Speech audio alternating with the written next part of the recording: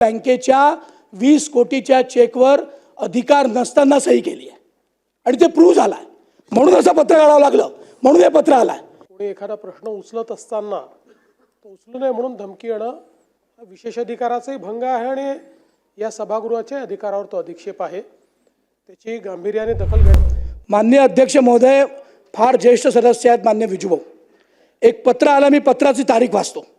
20 October 2025, सही आहे धनंजय भागवत, कक्ष अधिकारी महाराष्ट्र शासन।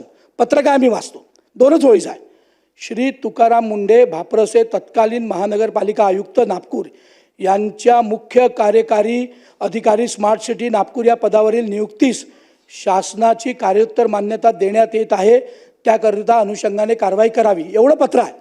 माननीय विजूभाऊंनी जे म्हटलं आहे, जर ते झालं असतं, FIR अजूनही पेंडिंग आहे सदर पोलीस स्टेशनला। नंबर 1, 5 दिवसाच्या प्रेग्नेंट महिलेची सुट्टी रद्द केली। 5 दिवसाच्या, 5 महिने 5 दिवसाच्या प्रेग्नेंट महिलेची, माननीय अध्यक्ष महोदय, डिलिव्हरी झाली, डिलिव्हरी नंतर 5 दिवसाची हे होती, माफ करा, सुट्टी रद्द केली।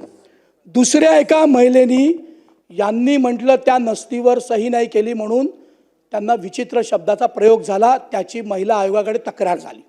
महिला आयोगाकडे अजूनही हिअरिंग पेंडिंग आहे। माननीय अध्यक्ष महोदय, हे पत्र आल्यानंतर आम्ही लक्षवेधी टाकली, आमचा अधिकार आहे, आणि लक्षवेधी टाकणाऱ्या माननीय कृष्णा खोपडेंना जर गेटवर किंवा मोबाईलवर धमक्या येणार असतील तर तो अधिकारी किती प्रामाणिक आहे काय हा चौकशीचा विषय आहे। आम्ही काही न्यायाधीश नाही, पण अशा पद्धतीने जर अधिकारी वागत असतील तर ही योग्य भूमिका नाही। आणि कृष्णा खोपडे 4 टर्मचे आमदार आहेत आणि सभागृहाचा काही मी सदस्य म्हणून मी न्यायाधीश नाही, पण एका तरुण मुलीला, एका तरुण तिथल्या कर्मचाऱ्याला, महिलेला एक महाराष्ट्र बँकेच्या 20 कोटीच्या चेकवर अधिकार नसताना सही केली आहे आणि ते प्रूव्ह झालाय, म्हणून असं पत्र काढावं लागलं, म्हणून हे पत्र आलंय। म्हणून माझी विनंती आहे की शासनाने या बाबतीत निवेदन करावं आणि असं जर चुकीचा गैरप्रभार, अशा धमक्या येणार असतील तर तात्काळ कारवाई करावी। ठीक आहे, आता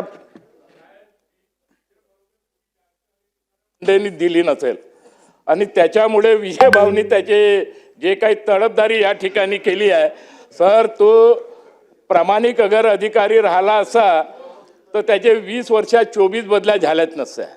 नंबर 1, त्यांनी महानगरपालिकेमध्ये का गुण केलेला हे आम्ही, मला वाटतं आपण या विषयावरती बरीचशी चर्चा केली आहे, हे आम्ही बोलणार। सन्माननीय मुख्यमंत्र्यांना बोलू दे आता। बसा बसा बसा बसा। नाही, सन्मान्य खोपडे साहेबांनी जो विषय या ठिकाणी मांडलेला आहे त्याचे 2 भाग आहेत। पहिला भाग म्हणजे त्यांना आलेली धमकी, हा अतिशय गंभीर भाग आहे। या सभागृहामध्ये कोणी एखादा प्रश्न उचलत असताना तो उचलू नये म्हणून धमकी येणं विशेष अधिकाराचाही भंग आहे आणि या सभागृहाच्या अधिकारावर तो अधिक्षेप आहे, त्याची गांभीर्याने दखल घेण्यात येईल। धमकी देणारे कोण, ते कोणाशी रिलेटेड आहेत, कोणाकरता काम करतायत, अशी सगळी चौकशी त्याची केली जाईल, त्याच्यावर कारवाई केली जाईल। दुसरा जो प्रश्न त्यांनी तुकाराम मुंडे आणि बाकी कारभाराच्या संदर्भात मांडला आहे, त्या संदर्भात सगळी माहिती घेऊन त्या संदर्भातलं वस्तुस्थिती दर्शक निवेदन या सभागृहामध्ये केलं जाईल। धन्यवाद। चला।